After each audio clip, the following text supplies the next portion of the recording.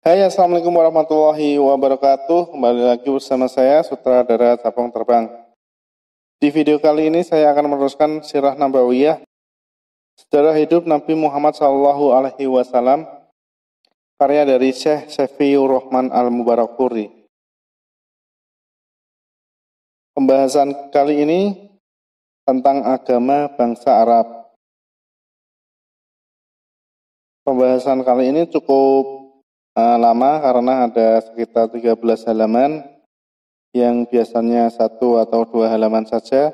Maka simak video kali ini dengan seksama agar kita mendapatkan ibrahnya. Jangan lupa dukung channel ini dengan cara like, comment, subscribe, dan share video ini agar bermanfaat juga untuk orang lain.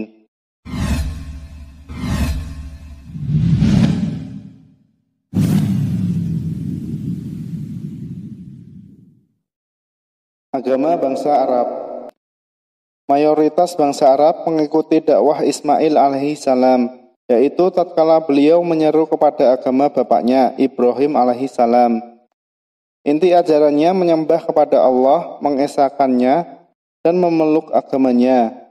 Waktu bergulir sekian lama hingga banyak di antara mereka yang melalaikan ajaran yang pernah disampaikan kepada mereka. Meskipun demikian, masih ada sisa-sisa tauhid dan beberapa syiar dari agama Ibrahim alaihissalam.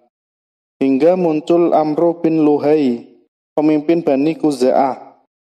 Ia tumbuh sebagai orang yang dikenal suka berbuat kebajikan, mengeluarkan sedekah, dan peka terhadap urusan-urusan agama.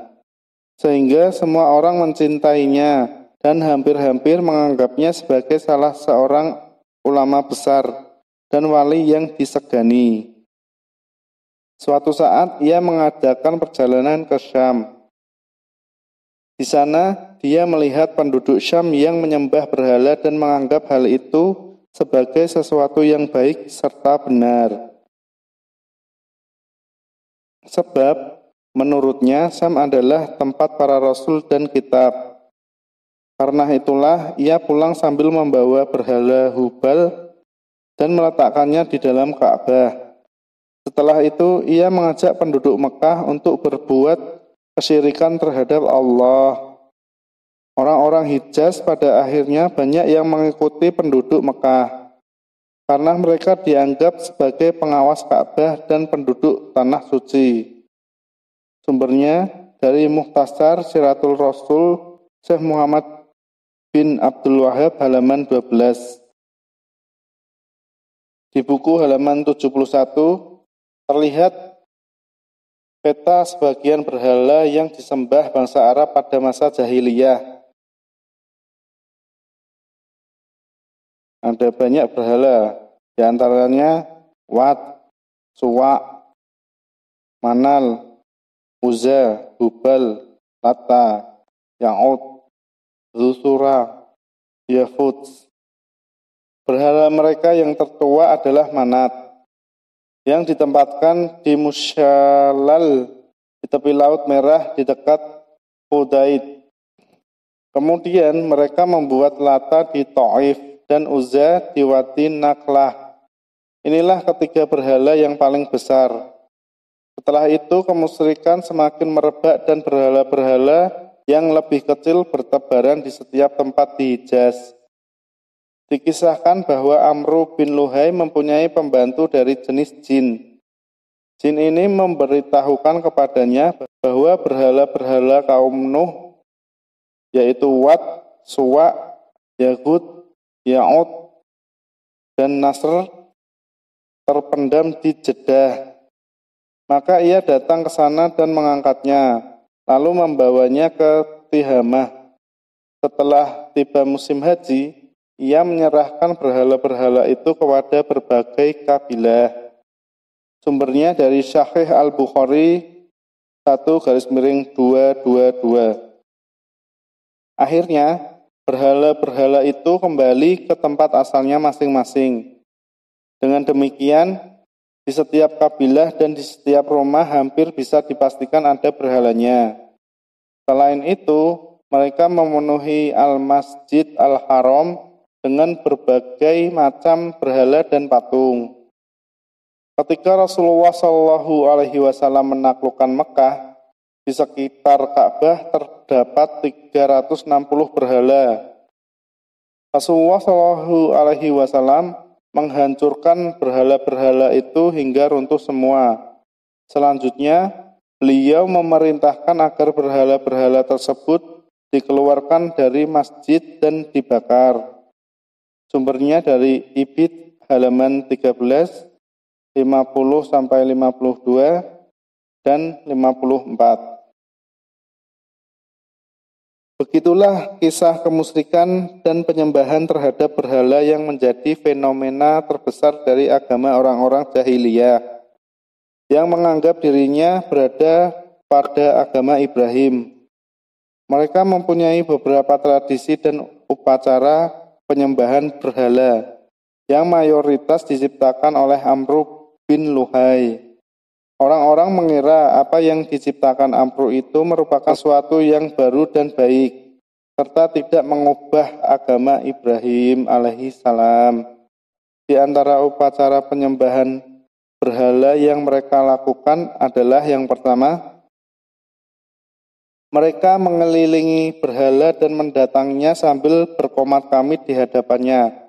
Mereka meminta pertolongan kepadanya tatkala menghadapi kesulitan, berdoa untuk memenuhi kebutuhan, dengan penuh keyakinan bahwa berhala-berhala itu bisa memberikan syafaat di sisi Allah dan mewujudkan apa yang mereka kehendaki. Yang kedua, mereka menunaikan haji dan tawaf di sekeliling berhala, merunduk dan sujud di hadapannya. Yang ketiga, mereka mengadakan penyembahan dan menyajikan berbagai macam korban, menyembelih hewan piaraan dan hewan korban demi berhala dan menyebut namanya.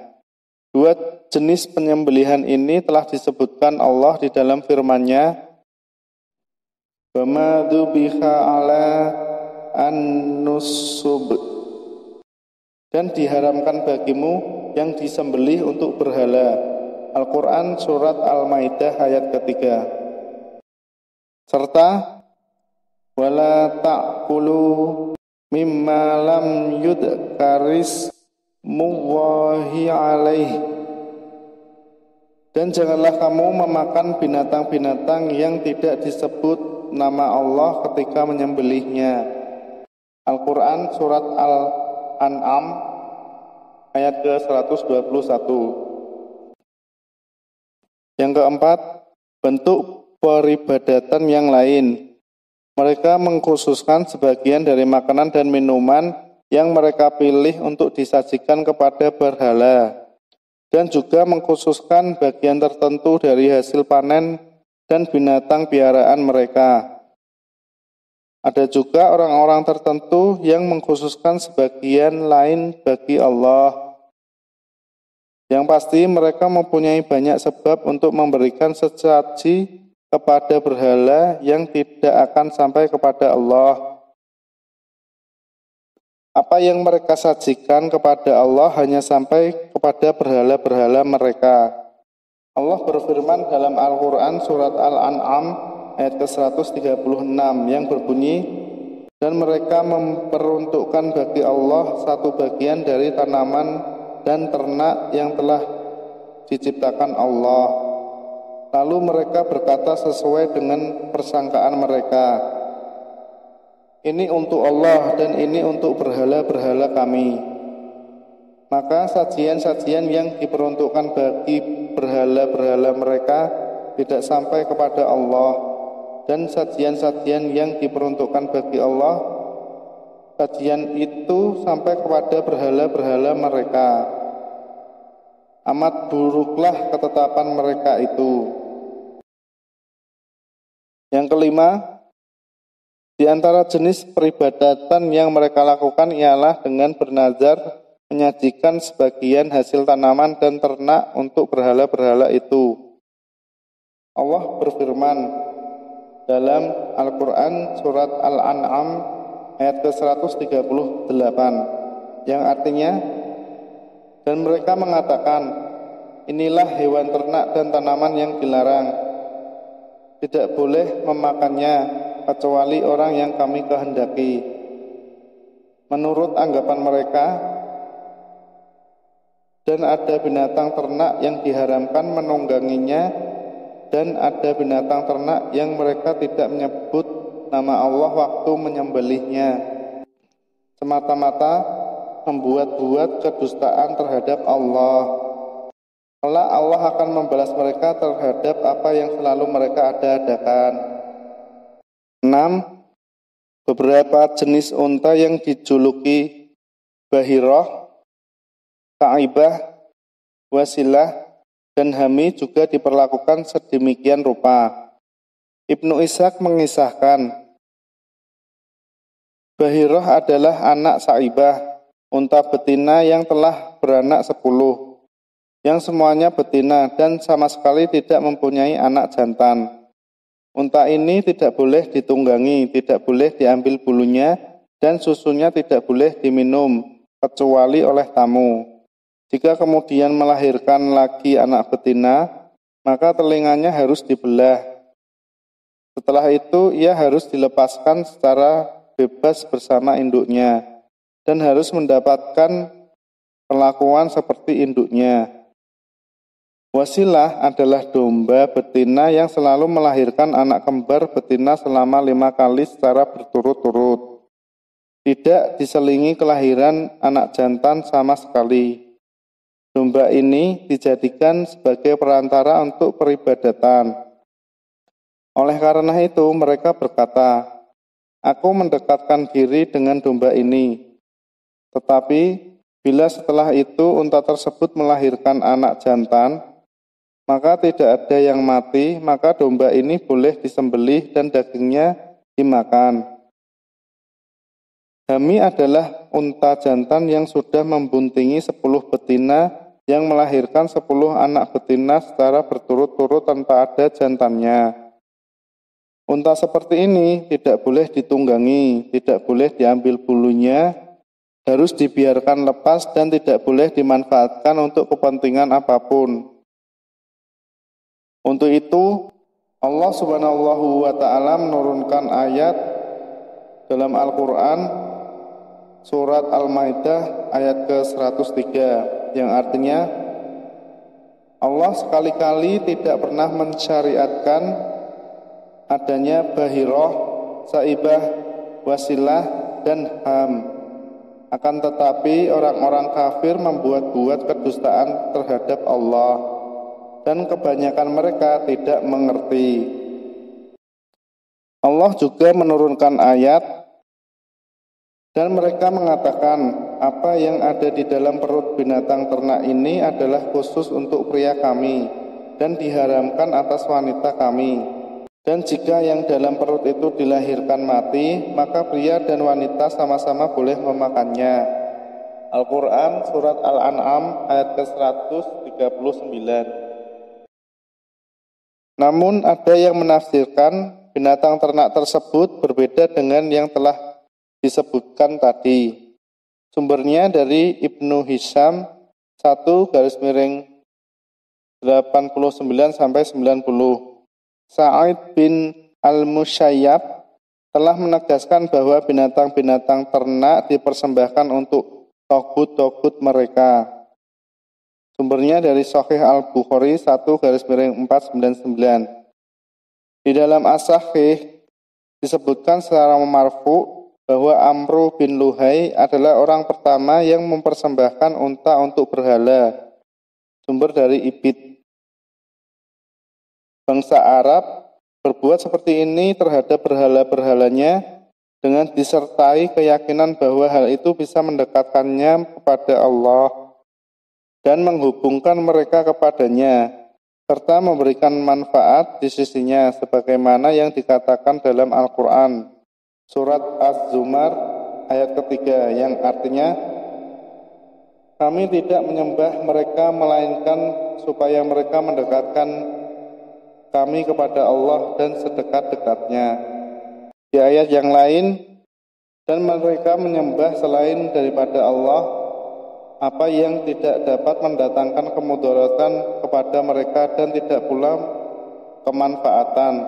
Dan mereka berkata, mereka itu adalah memberi syafaat kepada kami di sisi Allah. Al-Quran Surat Yunus ayat ke-18. Orang-orang di Arab juga mengundi nasib dengan menggunakan anak panah yang tidak ada bulunya. Anak panah yang digunakan untuk mengundi nasib tersebut diberi 3 tanda. Anak panah pertama diberi tanda ya, dan anak panah kedua diberi tanda tidak. Dan anak panah ketiga tidak diberi tanda apa-apa. Mereka mengundi nasib untuk memastikan pelaksanaan suatu keinginan atau rencana, seperti bepergian atau lain-lainnya, dengan menggunakan anak panah itu. Jika yang dikeluarkan anak panah bertanda ya, mereka melaksanakannya. Dan jika yang keluar anak panah bertanda tidak, mereka menangguhkan hingga tahun depan dan berbuat hal serupa sekali lagi. Bila yang keluar anak panah yang tidak diberi tanda, mereka mengulanginya lagi. Selain 3 anak panah bertanda seperti itu, ada jenis lain lagi yang diberi tanda air dan tebusan. Ada juga anak panah bertanda dari golongan kalian. Ada juga anak panah bertanda dari golongan kalian atau bukan dari golongan kalian atau anak angkat. Jika mereka memperkarakan nasib seseorang, mereka membawa orang itu di hadapan Hubal sambil membawa 100 hewan korban dan diserahkan kepada pengundi anak panah. Jika yang keluar tanda dari golongan kalian, maka orang tersebut merupakan golongan mereka. Dan jika yang keluar tanda bukan dari golongan kalian, maka orang tersebut hanya sebagai rekan persekutuan. Dan jika yang keluar tanda anak angkat, maka orang tersebut tak ubahnya anak angkat, bukan termasuk dari golongan mereka, dan juga tidak bisa didudukkan sebagai rekan persekutuan. Sumbernya dari Mudarat Tarik Al-Umam Al-Islamiyah Al-Khudari 1/56, Ibnu Hisham 1/152-153. Perjudian dan undian tidak berbeda jauh dengan hal tersebut. Mereka membagi daging korban yang telah disembelih berdasarkan undian itu. Mereka juga percaya kepada perkataan peramal, orang pintar, dan ahli nujum. Peramal adalah orang yang mengabarkan sesuatu yang bakal terjadi di kemudian hari. Ia mengaku bisa mengetahui rahasia gaib pada masa mendatang. Di antara peramal ini ada yang mengaku memiliki pengikut dari golongan jin yang memberinya suatu pengabaran. Di antara mereka mengaku bisa mengetahui hal-hal gaib lewat suatu pemahaman yang dimilikinya. Di antara mereka mengaku bisa mengetahui berbagai masalah lewat isyarat atau sebab yang memberinya petunjuk dari perkataan, perbuatan, atau keadaan orang yang bertanya kepadanya. Orang semacam ini disebut paranormal atau orang pintar. Ada pula yang mengaku bisa mengetahui orang yang kecurian dan tempat di mana ia kecurian serta orang tersesat dan lain-lain. Selain peramal ada ahli nujum, yaitu orang yang memperhatikan keadaan bintang dan planet. Lalu ia menghitung perjalanan dan waktu peredarannya. Agar dengan begitu ia bisa mengetahui berbagai keadaan di dunia dan peristiwa-peristiwa yang bakal terjadi pada masa mendatang. Sumbernya dari Mirqatul Mafatih Syarah Misyakatul Masabih 2/2-3. Pembenaran terhadap pengabaran ahli nujum pada hakikatnya merupakan keyakinan terhadap bintang-bintang. Sedangkan keyakinan mereka terhadap bintang-bintang merupakan keyakinan terhadap hujan. Maka mereka berkata, hujan yang turun kepada kami berdasarkan bintang ini dan itu. Sumbernya dari Sahih Muslim Ma'asyar Hihi Kitab Al-Iman 1/59. Di kalangan mereka juga ada tradisi tizarah, yakni pesimis terhadap sesuatu. Pada mulanya mereka mendatangkan seekor burung atau biri-biri lalu melepasnya. Jika burung atau biri-biri itu pergi ke arah kanan, mereka jadi bepergian ke tempat yang hendak dituju dan hal itu dianggap sebagai pertanda baik.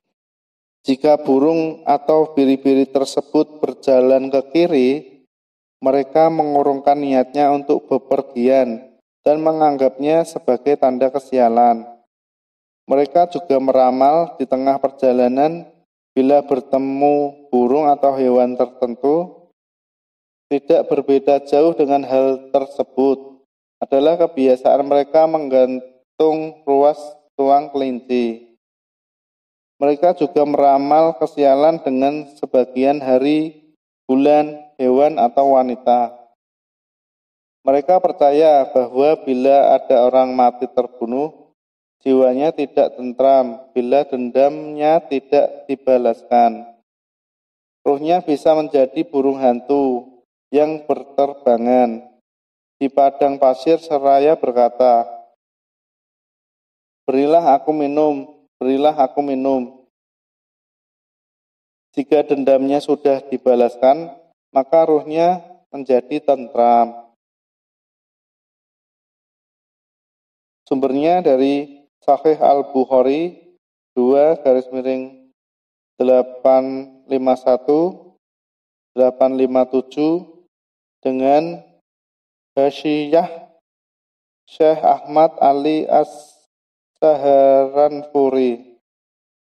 Sekalipun masyarakat Arab sangat bodoh seperti itu, sisa-sisa agama Ibrahim tetap ada di kalangan mereka, dan mereka sama sekali tidak meninggalkannya, seperti pengagungan terhadap Ka'bah, tawaf, haji, umroh, wukuf di Arafah, dan Musdalifah, meskipun ada hal-hal baru dalam pelaksanaannya. Di antara orang-orang Quraisy tetap ada yang mengatakan, kami adalah anak keturunan Ibrahim dan penduduk tanah suci, penguasa Ka'bah dan penghuni Mekah. Tidak ada seorang pun dari bangsa Arab yang mempunyai hak dan kedudukan seperti kami. Maka tidak layak bagi kami keluar dari tanah suci ini ke tempat lain. Karena itu, mereka tidak melaksanakan wukuf di Arafah dan tidak ifadah dari sana, tetapi ifadah dari Musdalifah. Tentang hal ini Allah menurunkan ayat yang berbunyi, kemudian bertolaklah kamu dari tempat bertolaknya orang-orang banyak, yaitu Arafah. Al-Quran Surat Al-Baqarah ayat ke-199. Sumbernya dari Ibnu Hisham 1/199, Sahih Al-Bukhari 1/226. Hal-hal baru lainnya mereka berkata, tidak selayaknya bagi orang-orang Quraisy untuk memberi makan keju dan meminta minyak samin ketika mereka sedang ihram. Mereka tidak boleh masuk ke Baitul Haram dengan mengenakan kain wol dan tidak boleh berteduh jika ingin berteduh kecuali di rumah-rumah pemimpin selama mereka sedang ihram. Mereka juga berkata, penduduk di luar tanah suci tidak boleh memakan makanan yang mereka bawa dari luar tanah suci ke tanah suci. Penduduk di luar tanah suci tidak boleh memakan makanan yang mereka bawa dari luar tanah suci ke tanah suci bila kedatangan mereka untuk haji dan umroh. Sumbernya dari Ibnu Hisam 1/202. Mereka juga menyuruh penduduk di luar tanah suci untuk tetap mengenakan ciri pakaiannya sebagai penduduk, bukan tanah suci. Pada awal kedatangan mereka untuk melakukan tawaf awal, jika tidak memiliki ciri pakaiannya sebagai penduduk luar tanah suci, mereka harus tawaf dalam keadaan telanjang. Ini berlaku untuk kaum laki-laki, sedangkan untuk wanita harus melepas semua pakaiannya kecuali baju rumahnya yang longgar. Saat itu mereka berkata, "Hari ini tampak sebagian atau semuanya, apa yang tiada nampak tiada diperkenankannya." Lalu Allah Subhanahu wa Ta'ala menurunkan ayat mengenai hal ini. "Hai anak Adam, pakailah pakaianmu yang indah di setiap memasuki masjid." Al-Quran Surat Al-A'raf ayat ke-31. Pakaian yang dikenakan penduduk luar tanah suci harus dibuang setelah melakukan tawaf awal, dan tidak seorang pun boleh mengambilnya lagi, begitu pula orang yang bersangkutan. Sumbernya dari Ibnu Hisam 1/202-203, Sahih Al-Bukhari 1/226. Hal baru lainnya, mereka tidak memasuki rumah dari pintunya selama dalam keadaan ihram. Mereka membuat lubang di bagian belakang rumah, dan dari lubang itulah mereka keluar masuk rumahnya. Mereka menganggap hal itu sebagai perbuatan baik. Namun Al-Quran melarangnya di surat Al-Baqarah 189. Semua ritual keagamaan tersebut adalah kesyirikan dan penyembahan terhadap berhala, keyakinan terhadap khayalan dan khurafat. Begitulah agama mayoritas bangsa Arab. Sebelum itu sudah ada agama Yahudi, Nasrani, Majusi, dan Sabi'ah yang masuk ke dalam masyarakat Arab.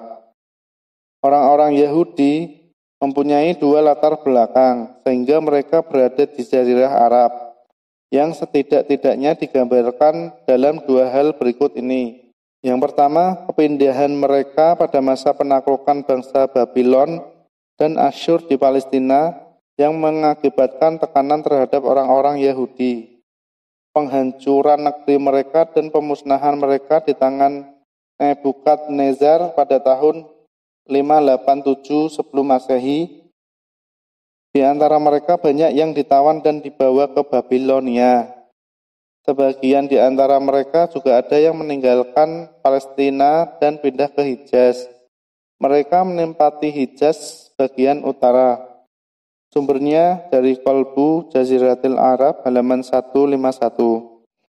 Yang kedua, dimulai dari pencaplokan bangsa Romawi terhadap Palestina pada tahun 70 Masehi, yang disertai dengan tekanan terhadap orang-orang Yahudi yang menghancurkan haikal-haikal atau kuil-kuil mereka, sehingga kabilah-kabilah mereka berpindah ke Hijaz, lalu menetap ke Yasrib, Khaybar, dan Ta'ima. Di sana mereka mendirikan perkampungan Yahudi dan benteng pertahanan. Maka agama Yahudi menyebar di sebagian masyarakat Arab melalui para imigran Yahudi tersebut. Mereka selanjutnya memiliki beberapa peran yang bisa dicatat dari beberapa peristiwa yang bersifat politis sebelum munculnya Islam. Saat Islam datang, kabilah-kabilah Yahudi yang terkenal adalah Yahudi Khaybar, Bani Khidir, Bani Quraizah, Bani Qainuqa. As-Samhudi menyebutkan di dalam Wafa'ul Wafa' halaman 116 bahwa jumlah kabilah Yahudi saat itu lebih dari 20. Sumbernya dari Ibid. Agama Yahudi masuk ke zaman karena dibawa oleh penjual jerami yang bernama Asyad Abu Karb.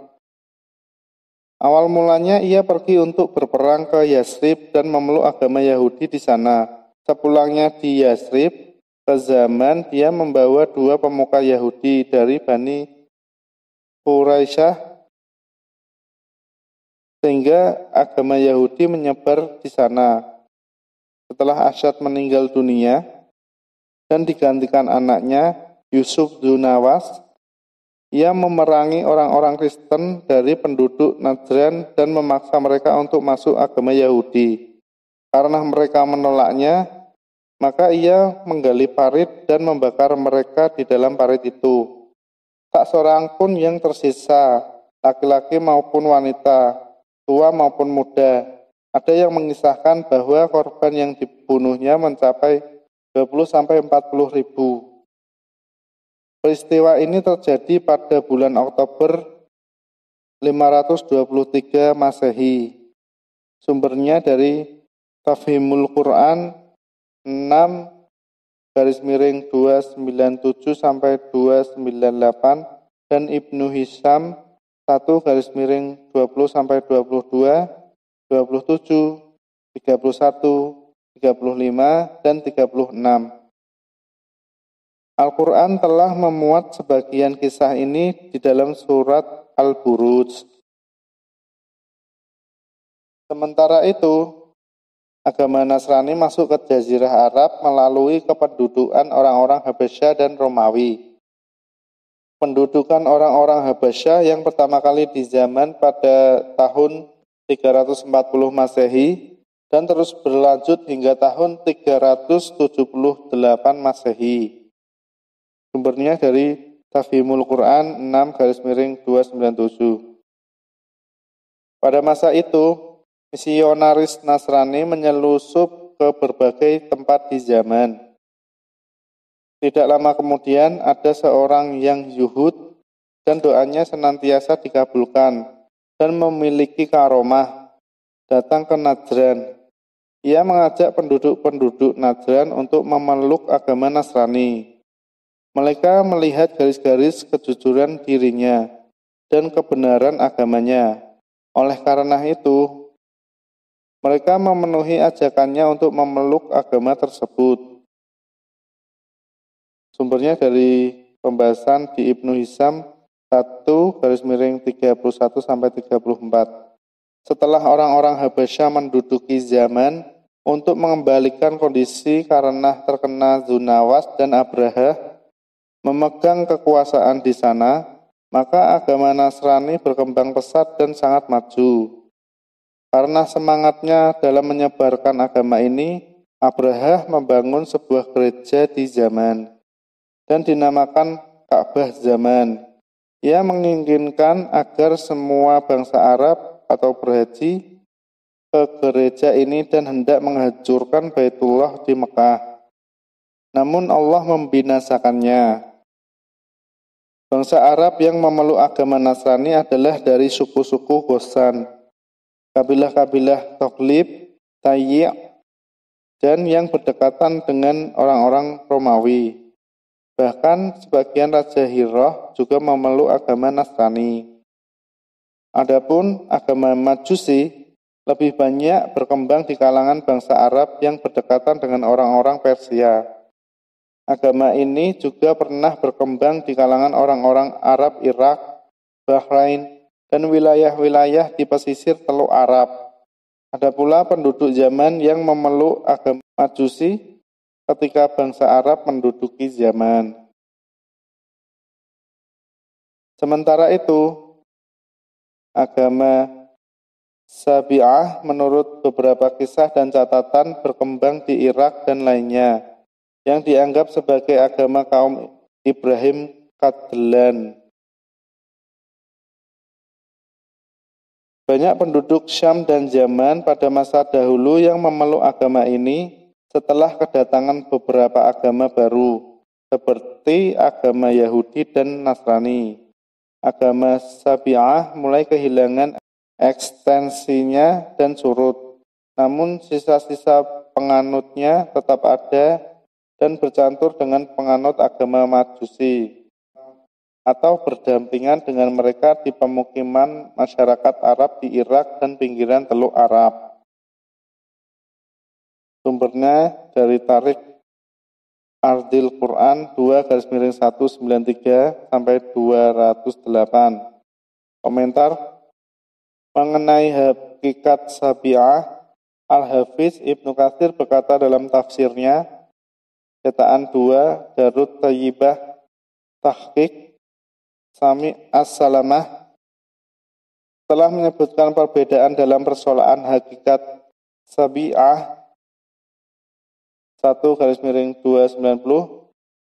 Pendapat yang paling jelas adalah ungkapan Mujahid, dua pengikutnya, dan Wahab bin Munabbih, bahwa mereka merupakan orang-orang yang tidak beragama Yahudi, Nasrani, Majusi maupun musyrik.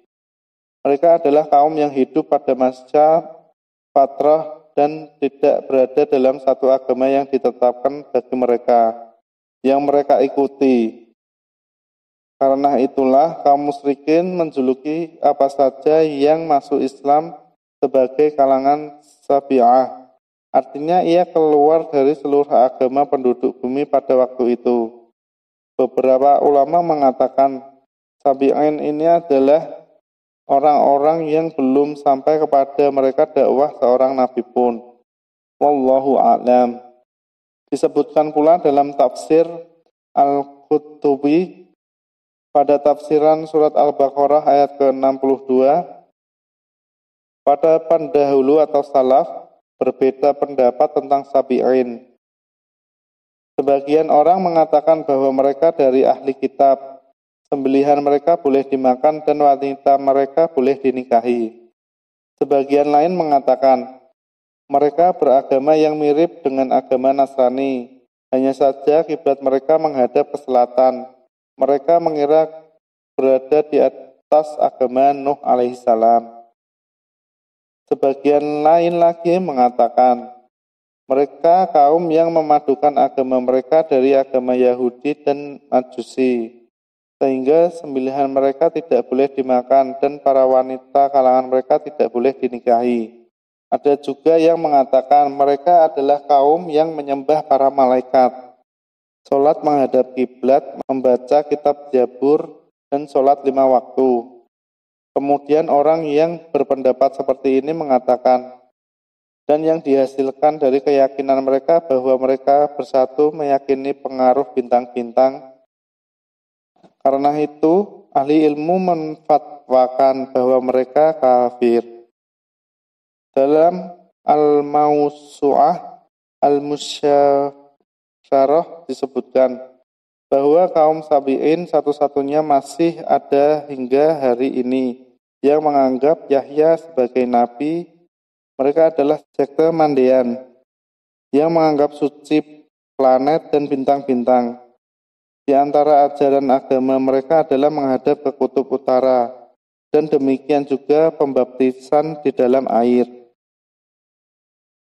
Dalam Ar-Radu alal Mantiqiyin 6-454 dan seterusnya, Syekhul Islam Ibnu Taimiyah berkata, Sabi'in ada 2 jenis, Sabi'in yang lurus dan Sabi'in musyrik. Sabi'in yang lurus merupakan kedudukan bagi orang yang mengikuti tuntunan Taurat dan Injil sebelum dihapus, diselewengkan dan diubah. Mereka dipuji dan disanjung oleh Allah. Adapun Sabi'in yang musyrik adalah mereka yang menyembah malaikat, membaca Zabur, sholat. Mereka menghamba kepada kekuatan roh. Ibnu Qayyim dalam Ahkamu Ahlis Zimmah, yaitu Darul Kutubil Ilmiyah Beirut, Lebanon, cetakan 2-1423 Hijriah, _2002H. Sabi'in adalah bangsa yang besar dan di antara mereka ada yang bahagia dan sengsara. Mereka adalah salah satu dari bagian umat yang terbagi menjadi mukmin dan kafir. Sebab umat sebelum pengutusan Nabi Shallallahu Alaihi Wasallam itu ada dua jenis. Yang pertama, mereka yang kafir, yang sengsara semuanya. Tidak ada kebahagiaan mereka seperti menyembah berhala dan majusi. Yang kedua, mereka terbagi menjadi dua. Ada yang bahagia dan sengsara, yaitu Yahudi, Nasrani, dan Sabi'in.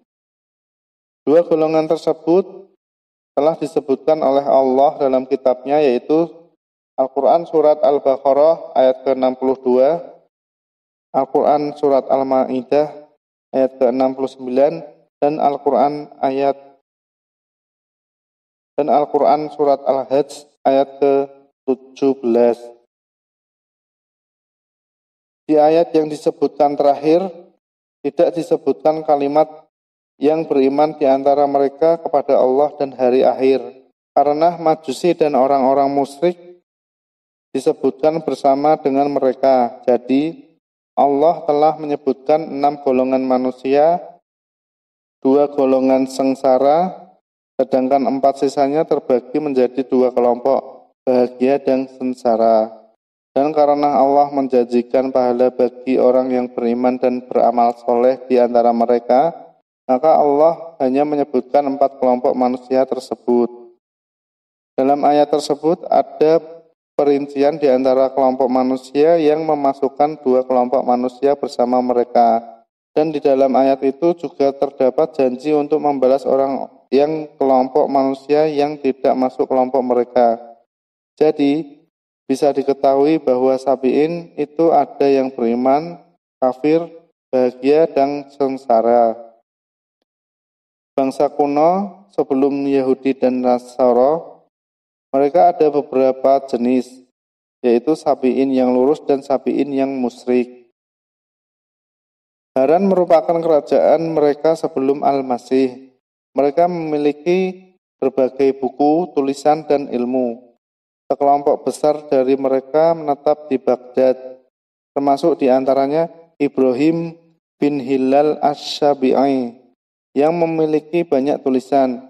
Ia memeluk agama mereka dan puasa Ramadan bersama kaum muslimin. Kebanyakan dari mereka adalah para filsuf dan memiliki maqalat atau kumpulan perkataan atau pendapat yang populer sebagaimana yang disebutkan oleh para pemilik maqalat.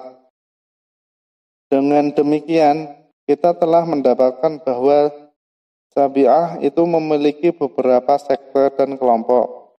Yang pertama, kelompok yang menganggap dirinya pengikut Nuh alaihi salam. Yang kedua, kelompok yang mengklaim dirinya sebagai pengikut Yahya bin Zakaria alaihi salam. Yang ketiga, kelompok yang membuat sekte antara Yahudi dan Nasrani. Yang keempat, kelompok yang membuat sekte antara Yahudi dan Majusi. Syekh Masyhur bin Hasan Ali Salman di websitenya mengatakan, ringkasannya bahwa Sabi'ah itu kelompok yang eksis hingga saat ini. Mereka kafir dan murtad, termasuk kelompok satu di dalam dasar-dasarnya. Kelompok yang ada saat ini adalah paganis.